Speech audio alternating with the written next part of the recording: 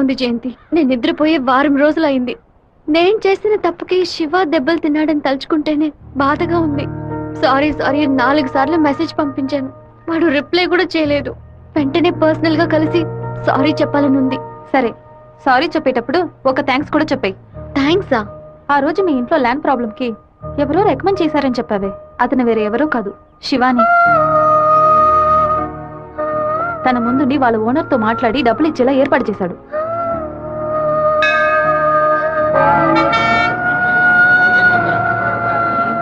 రాధిక, నమశివాయ నమశివాయ నమశివాయ. ఏంటి మూడోట్లో ఉన్నావు? అంతా మంచి మూడేలే. శివాకి సారీ చెప్పబోతున్నావనా? లేదు, ఓకే అని చెప్పబోతున్నాను. Hey, yes, I want to convey my love. లవ్వా? అవును. వాడి అప్రోచ్ నన్ను డిస్టర్బ్ చేసిన క్యారెక్టర్ నన్ను బాగా ఇంప్రెస్ చేసింది. వెంటనే శివతో చెప్పేయాలి. 6 months తర్వాతే శివ నిన్ను మీట్ అవుతాడని చాలా క్యాషువల్ గా చెప్పాడు. ఒకరోజు క్యాలెండర్ తీసి చూశాను. April 1st, fools day. Shiva ఎక్కడ మోసపోతాడని అనుకున్నాను. నువ్వు ఇంత త్వరగా మనసు మార్చుకుంటావని అనుకోలేదు. ఒరే శివ, పీటర్ ఈరోజు జైలు నుంచి వస్తున్నాడట. నువ్వు ఇక్కడ నుండి వెళ్ళిపో. మీరంతా పిరిగి పండాలరా. వాడు నా దగ్గరికి రాడరా, ఆ ప్రొఫెసర్ దగ్గరికి వెళ్తాడు. ఆయన ఎందుకు అనవసరంగా వాడి మీద కంప్లైంట్ ఇచ్చాడు? ఒక్కడన్నా మగాడు అనిపించుకున్నాడే. కాలేజీలోకి ఏం జరుగుతుందో చూడు. సరే. రే, నువ్వు నిజంగానే మూడోట్లో ఉన్నావా, లేకపోతే మూడోట్లో ఉన్నట్టు నటిస్తున్నావా?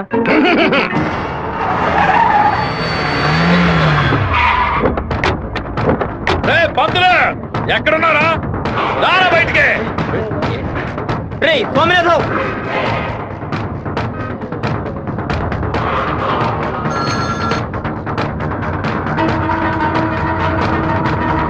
అన్నా అది అన్నా. రే స్వామినాథం, నా మీద కంప్లైంట్ ఇస్తే నేను ఊరొద్దులు వెళ్ళిపోతాను అనుకున్నావా? ఈ కాలేజ్ ప్రిన్సిపల్ ఏనా అడగడు? తెలుగు పంతులు నువ్వు నా మీద కంప్లైంట్ ఇస్తావా? నువ్వు బతిమలాడితే నేను వదిలేస్తాను అనుకున్నావా? నువ్వు పెద్ద స్పైవా? బ్రోకర్ పని చేస్తున్నావా? అంటే నువ్వు బ్రోకర్వా?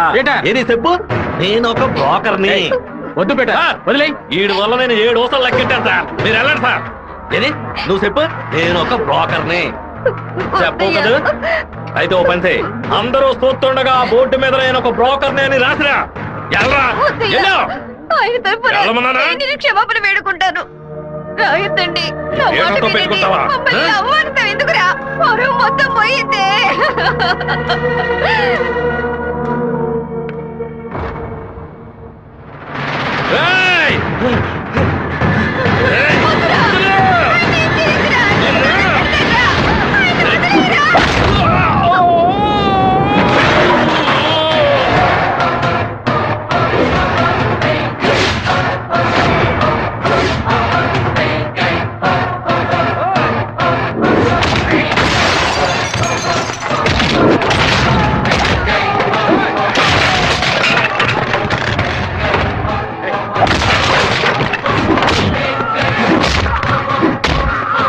పోలీసులకు ఫోన్ చేద్దాం సార్.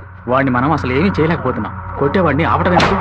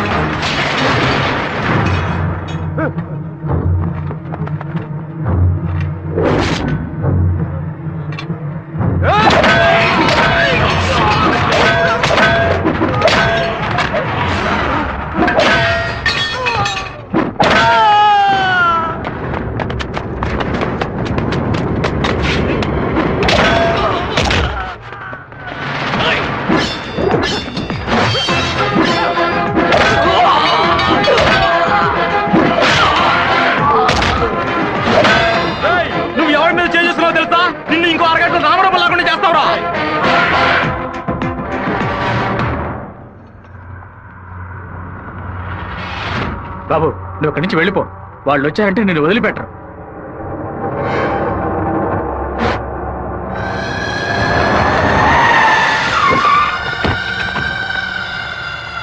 అడే అన్న, నరకండి రావండి.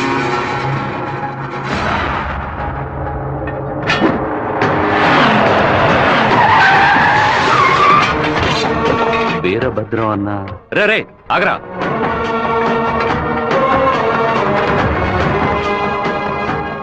నాన్న ఏంటి నాన్న? వీరభద్రం అన్న కొడుకు.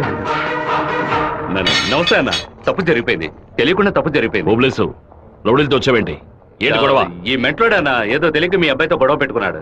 నన్ను కూడా ఇరికించేశాడన్నా. రేయ్, అన్న కాళ్ళ మీద పడి క్షమించమని అడుగు. ఎవరితో పెట్టుకుంటున్నావో ఎదురుకుండా ఎవరి నుంచున్నారో చూసి మసలుకోవాలి. నా కొడుకేమన్నా జరిగిందో ముక్కలు ముక్కలుగా నరికి స్వర్ణముఖి నదిలో పారేస్తాను. వీడి తరఫున నేను క్షమాపణ అడుగుతున్నానన్నా. అరే కొండ్రా అందరూ. అన్న బాబు జోలికి ఒక్కడు కూడా రాడన్నా, అందుకు నేను గ్యారంటీ. మీరు బయలుదేరండి అన్న, నేను చూసుకుంటాను. అన్నా ఏంటన్నా ఇంత పని చేశావు? ఏదో డబ్బులు కొరాడన్నా, తీరా చూస్తే వీరభద్రం గారు కొడుకన్నా. కొంచెం మిస్ అయి ఉంటే మా వాళ్ళ తల్లే కాదు, నా తల కూడా నరికి పారేసి ఉండేవాడు. దయచేసి నన్ను నా వాళ్ళని ఈ మ్యాటర్లో మాత్రం ఇన్వాల్వ్ చేయదన్నా. నన్ను వదిలేయన్నా.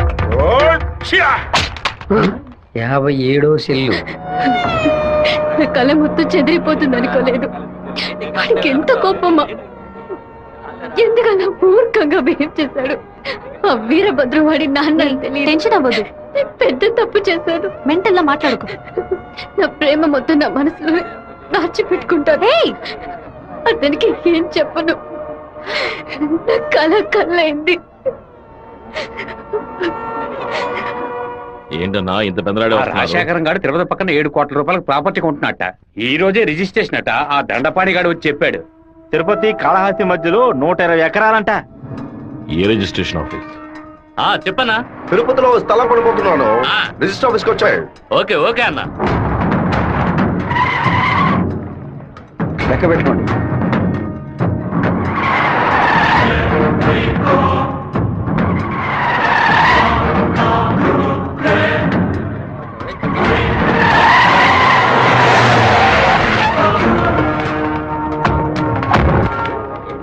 అన్నా ఇక్కడికి వచ్చారా? ఇక్కడేం చేస్తా ఉన్నావు? ఓ స్థల రిజిస్ట్రేషన్ పని మీద వచ్చాను. ఆహా. ఎవరు డబ్బుతో కొన్నావు? ఊరి ప్రజలకు మంచి చేస్తావని నేను ఎమ్మెల్యేం చేస్తే ఏటిమనని దోపిడీ చేసి ఆస్తి సంపాదించుకుంటున్నావా? ఏంటన్నా దోపిడీ గిఫ్ట్ అని మాట్లాడతారు? ఎంత పెట్టి కొన్నావు? 70 లక్షల కన్నా. నువ్వు చెప్పేది నిజమేనా? నిజమేనా? రేయ్, ఆ బండి రాపండ్రా. అయ్యా, మీ సమస్యలో మమ్మల్ని ఇరికించొద్దు. మొత్తం వాల్యూ 7.5 కోట్లు. మాది పెద్ద కుటుంబం. ఈ డబ్బు అందితేనే మా ప్రాబ్లమ్స్ అన్ని సాల్వ్ అవుతాయి. మీ డబ్బుకు వచ్చినటువంటి ఆపద ఏమీ లేదు. కాకపోతే ఈ సమస్య పూర్తయినంత వరకు మీరెవరు ఇక్కడి నుంచి కదలకూడదు. దీనికి ఈసీ అప్లై చేయండి. ఎక్కడి నుంచి వచ్చాయి నీకు 7,30,00,000 రూపాయలు? కలపగొట్టు నుంచి వచ్చిందా, ఎరువు కొట్టు నుంచి వచ్చిందా? లేదన్నా, భార్య నగలమ్మేను. వ్యవసాయంలో కొంచెం డబ్బు వచ్చింది. ఓహో, నీ పెళ్ళం 40 కిలోల బంగారం తీసుకొచ్చిందా? ఏంటన్నా కొంచెం మర్యాద ఇస్తే ఓవర్గా మాట్లాడుతున్నావు. అనంతపురానికి నేను ఎమ్మెల్యేనా మీరు ఎమ్మెల్యేవా? అన్నిటికీ సంజాయిషులు చెప్పాలా? అందరూ ఇంటి నుంచి డబ్బు తీసుకొచ్చే పార్టీ పడుతున్నారా? ఏయ్!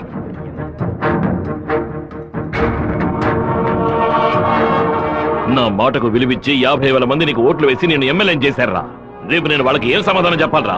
అయ్యా, అన్ని రికార్డులోకి ఎక్కించేసేట. ఇక మన చేతుల్లో ఏమీ లేదు. నాన్న, నేనంతా వింటూనే ఉన్నాను. ఒక చిన్న ఐడియా చెప్పరా. ఇతను అక్రమంగా సంపాదించిన ఆస్తులన్నీ మన ఊరు ప్రజలకి, పంచాయతీకి రాసి చేయొచ్చు. వెంటనే అలా చేయడం కుదురుతుందా? చేయొచ్చు నాన్న. దానికి స్టాంప్ డ్యూటీ తక్కువే. 10 నిమిషాల్లో డాక్యుమెంట్ రెడీ చేస్తాను. సరే చెయ్యి. అన్నా, 100 రూపాయల స్టాంప్ పేపర్ తీసుకొని నేను చెప్పేది కొట్టండి. అనంతపురం జిల్లా పులివెందుల గ్రామం వెంకయ్య వీధికి చెందిన సుంకర సుందరమూర్తి గారి పెద్ద అబ్బాయి రాజశేఖరం అనబడే నేను మనస్ఫూర్తిగా రాసిచ్చినది ఏమనగా, తిరుపతి పక్కనున్న సర్వే నంబర్ 141, 142, 143ల కిందకు వచ్చి 120 ఎకరాల భూమిని అనంతపురం జిల్లా వాసులకి హృదయపూర్వకంగా రాసిస్తున్నాను. రెడీ నాన్న? లోపలికి వెళ్ళి సంతకం పెట్టు, లేదా గవర్నమెంట్ జీబులో పోయి చువ్వలు లెక్క పెట్టాలి. వెళ్ళు.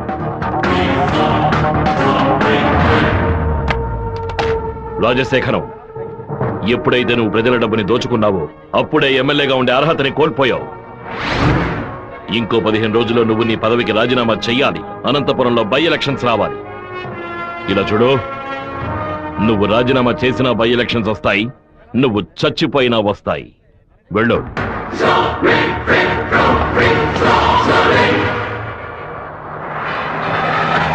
ఏంటన్నా ఇది? 4 రోజుల నుంచి ఇక్కడే ఉన్నాం. ఊరు నుంచి అక్కేమో ఫోన్ చేస్తా ఉంది. ఏ మూలంతా వెళ్ళబట్టావురా? వాడు నన్ను కొట్టిన విషయం జిల్లా అంతా తెలుసుంటుంది. మానం పోయింది, మర్యాద పోయింది, దాచుకున్న డబ్బు అంతా పోయింది. ఆ పిల్ల నా కొడుకు ఐడియా వల్ల ఆ వీరభద్ర కాడు నా ఆస్తి మొత్తం రాసి తీసుకున్నాడు. ఆ నా కొడుకుని లేపేయకుండా ఊళ్ళకి వచ్చిన భార్య కూడా నాకు మర్యాద ఇవ్వదు. ఆ ఓబులేషన్ రమ్మని చెప్పు. హైదరాబాద్ లో మన పార్టీ మీటింగ్ వెళ్తున్నాను. రేపటికల్లా ఆ వీరభద్ర కొడుకు చావాలి. అన్నా మళ్ళీ తప్పు చేద్దాం. నేను నిన్ను చేయమంటల్లా, బెజవాడి నుంచి మనుషులు రప్పిస్తాను. నువ్వు నీ వాళ్ళు మూల నుంచి చూడండి, మధ్యలో దూరి కెలక్కండి. సరే అన్న. మనల్ని వీడి వీరభద్రాన్న కత్తికి బలి చేసేలా ఉన్నాడు. రేపు ఉదయం లేవగానే ఈ ఊరి నుంచి ఎస్కేప్ అయిపోవాలి.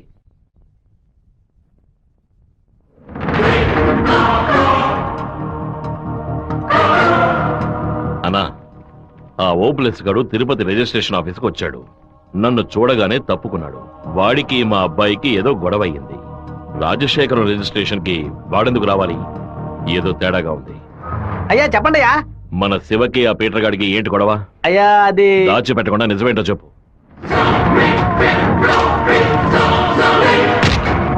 నా దగ్గర దాచేశారు కదూ. కావాలని గొడవ పెట్టుకున్నాడు. ఇందులో ఏదో మతలబు ఉంది. టీ మొహాన్న పోసిన ఆ నిమిషంలోనే వాడి చేతి నరికి పారేసి ఉండాలి. గొడవలేం పెట్టుకోవద్దని మనమే కదే చెప్పండి. అవును, నేను ఒక బుద్ధి లేని మనిషిని. నా మాట గౌరవ ఇచ్చే నా కొడుకు ఊరికే ఉన్నాడు. రండి ఆ ఓబ్లేస్ గారిని కలిసొద్దాం. ఏంటన్నా సడన్ గా ఈ ట్రిప్ ఏంది? రే డోంగ్రే, కొడుకు ఏదైతే అప్పకి ఎక్కడో మండుతురా. అందుకే మనం అసలు ఈ ఊళ్ళో లేవు. చూసావా అందులోనే లైన్ లోకి వచ్చేసాడు. అన్నా చెప్పన్నా. ఓబ్లేస్ ఎక్కడున్నావు? వైజాగ్ లో ఉన్నా అన్న. ఏదైనా పనిపడిందన్నా? నేను ఇప్పుడు ఫోన్ కట్ చేస్తాను. నువ్వు అక్కడ ఉన్న ల్యాండ్ లైన్ నుంచి నాకు ఫోన్ చేయి. ఎందుకన్నా? నువ్వు వైజాగ్ లోనే ఉన్నావా లేదా అని తెలియద్దు. ఇప్పుడే అన్న రేణు కూడా దాటి పెడుతున్నాను. ఎందుకు అబద్ధం చెప్పావు? దొరికిపోయావు. నాకు దీనికి ఏ సంబంధం లేదన్నా. ఆ రాజశేఖరమే బెదవాడి నుంచి బందర్ నుంచి మనుషులు రప్పించి బాబు నేసేలని చూస్తున్నాడు. ఏమన్నావురా? ఈ విషయం మీకు తెలీదా? నా కొడుకు ఒంటి మీద చిన్న గీత పడినా సరే తిరుపతిలో ఉన్న రౌడీలందరినీ ముక్కలు ముక్కలుగా నరికి పారేస్తానా? నారా తిరుపతికి.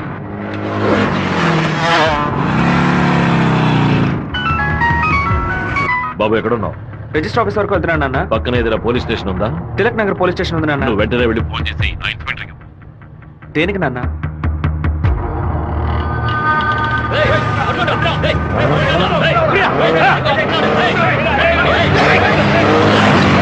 మాధవరావు ఎక్కడున్నావు? విషయం ఏంది బావా?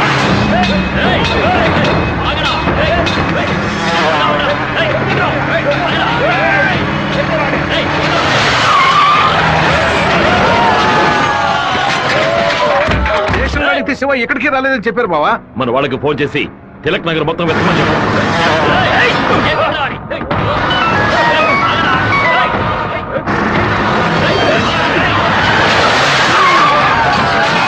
చెప్పండి అన్న. తిరుపతిలో మీ వాళ్ళకి ఫోన్ చేసి అన్ని చోట్ల వెతకమని చెప్పు. పీటర్ పడితేరా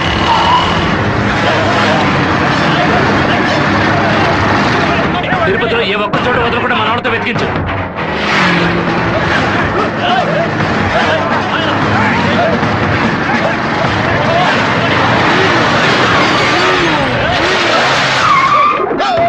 వాడికి ఏదైనా అయితే మనల్ని వేసేస్తారు. నేను ఆ కొండపైకి వెళ్ళి చూస్తాను. మీకు ఏదైనా తెలిస్తే నాకు ఫోన్ చేయండి. అలాగనా?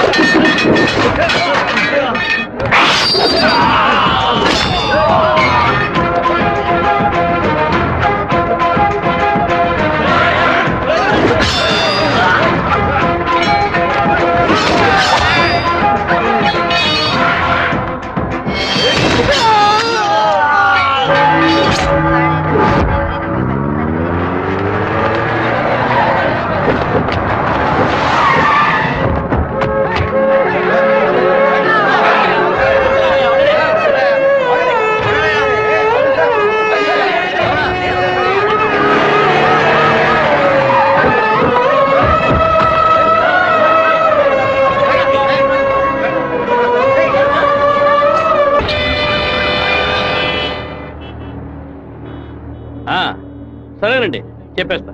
తమ్ముడు, మన అబ్బాయి నరికేసే కదా వచ్చాడు, ఓటం పాలయ్యి రాలేదు కదా. ఏ గొడవలకైతే పోకూడదు అని నా బిడ్డ దూరంగా ఒదిగి ఒదిగి ఉన్నాడు, వాడే కత్తి పట్టుకునేలా చేశారు. ఇలా చూడు ఓబులేసు, రోడ్లో వచ్చేపోయే వాళ్ళందరూ సెల్ తో ఫోటోలు తీశారు. ఈవినింగ్ పేపర్ లో న్యూస్ వచ్చేస్తుంది, ఖచ్చితంగా రిమాండ్ చేసే తీరాలి. కేసు రాసేటప్పుడు పర్సనల్ మోటివ్ వేయలేదు, ఆత్మరక్షణ కోసమే నరికాడని రాయి. మెయిన్ మ్యాటర్ లో నరికినోడే స్వయంగా సరెండర్ అయ్యాడు అని అండర్లైన్ చేసి మరీ రాయి. అప్పుడేనయ్యా బాబుని బెయిల్ మీద విడిపించగలం. ఎంతో చెప్పి చూశానన్నా, 15 రోజులు రిమాండ్ లో ఉంచి తీరాలని ఇన్స్పెక్టర్ అంటున్నాడన్నా. నా మనుషులు 4 లోపల సబ్ జైల్లో ఉన్నారన్నా, బాబుని జాగ్రత్తగా చూసుకుంటారు. అన్నీ నాకు తెలియకుండా దాచిపెట్టేశాను. రాజకీయ నాయకులను నమ్ముకునే మేము పొట్ట కడుపుకుంటున్నాం.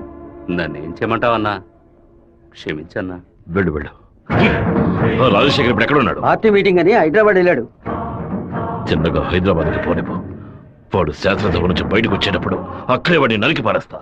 నాన్న, మీరేం టెన్షన్ అవ్వకండి. మీరు కంగారు పడితే వాళ్ళు వేసిన ప్లాన్లో సగం గెలిచినట్టే. మీరు ఊరికి బయలుదేరండి, తర్వాత ఏం చేయాలో మెల్లగా ఆలోచించుకోవచ్చు. అయ్యా, టైం అయింది, కోర్టుకు తీసుకెళ్ళాలి.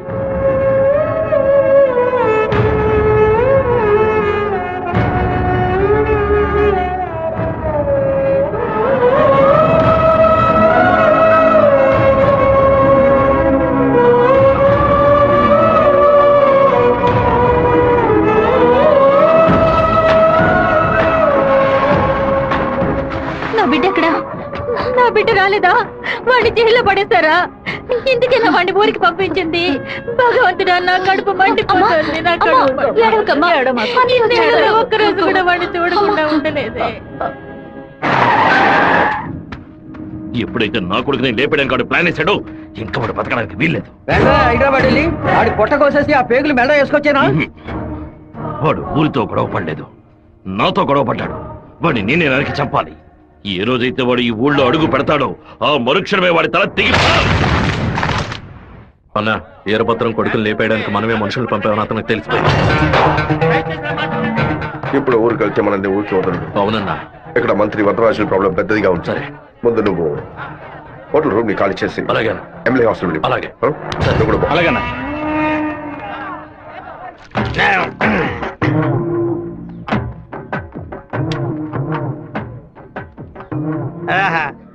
తాగి ఉన్నామే, తాగి బండి డ్రైవ్ చేసుకుంటూ పోతే పోలీసు వాళ్ళు లోపల పెడతారు, నెట్టుకుంటూ పోతాం.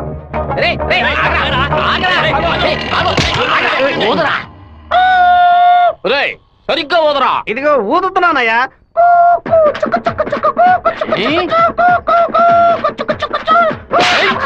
ఎగతాళా? మందు కొట్టవలేదో తెలుసుకోవడానికి ఊదమంటే కొట్టానయ్యా. వీధి వీధికి వైన్ షాప్ ఓపెన్ చేసి పెట్టి రెంట్రా తాగండి అంటూ మా దగ్గర ఉన్న డబ్బులన్నీ నాకి పారేస్తున్నారు. సైకిల్ మీద బైక్ మీద వచ్చిన వాళ్ళు అక్కడ ఎట్టేస్తారా? దాని మీదే కదా ఇంటికి వెళ్ళేది. ఒక పని చేయండి అయ్యా, తాగుబోతులకు మాత్రం రాత్రి 7 గంటల తర్వాత ఒక బస్సు ఏర్పాటు చేయండి. మేము ఫుల్ గా తాగి ఇంటికి వెళ్ళి హ్యాపీగా తొంగుంటాం. ఓవర్గా మాట్లాడగరా. అలాగే మాట్లాడతానండి. తాగేసి బండి డ్రైవ్ చేసుకుంటూ వెళ్ళకూడదనే చట్టం ఉంది. చట్టం ఉందా? బండి నెట్టుకుంటూ వెళ్ళడం తప్పు కదా, కానీ ఎవడ బండు నెట్టుకుంటూ వెళ్ళడం తప్పురా. నెట్టుకొచ్చింది మా హెడ్ గారి బండి అయ్యా.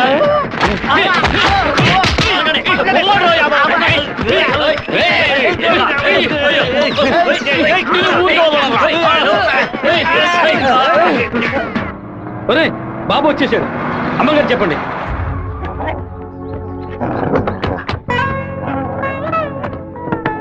తూర్పు వైపు తిరిగి కూర్చోండి బాబు.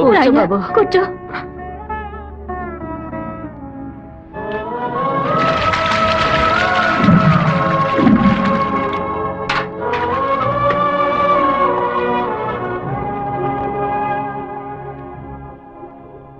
అమ్మా, ఎందుకు ఇలా డల్ గా ఉన్నారు? నేను రావడం మీకు ఇష్టం లేదా ఏంటి? నువ్వు వచ్చిన సంతోషంలోనే అమ్మకు నోట మాట రావడం లేదన్నయ్య. నీకు నా మీద అంత ప్రేమ అమ్మా? ఏంట్రా గబుక్కుని అలా అడిగేశావు? మరేంటమ్మా, ఇన్ని నీళ్లు నా తల మీద పోసావే, చూసుకోవడానికి ఒక తుండుకుంటైనా ఇచ్చావా? దీనికి ఏం తక్కువ లేదు.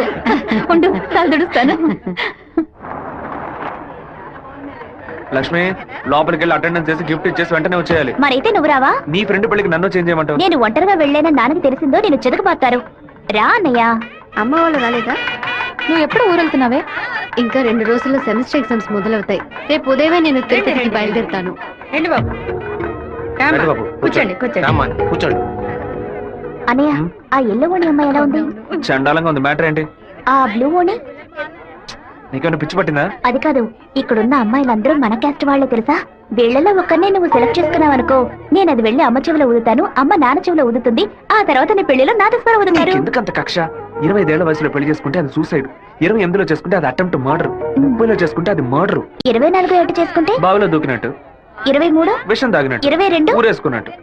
మరి ప్రేమించి పెళ్లి చేసుకుంటే స్వర్గం, హౌస్ అరెస్ట్, జీవిత ఖైదు. అనయ్య, టీవీలో అమ్మాయిని చూడు, చాలా అందంగా ఉంది. నోర్మై. అయ్యో ఒకసారి చూడు. ఏంటా జరుగు? తను నచ్చిందా? చాలా అందంగా లక్షణంగా ఉంది కదా. తను ఎవరో ఏమిటో నేను కనుక్కొని నీ చేత ఆత్మహత్య చేయించరా? వచ్చే ఏప్రిల్ 1 వరకు ఓపికగా ఉండు, మరుసటి రోజు చెప్తాను. ఏమిటనయ్యా, లవ్ లో పడ్డావా? ఒక అమ్మాయి అంగీకారం కోసం 6 నెలలుగా వెయిట్ చేస్తున్నాను.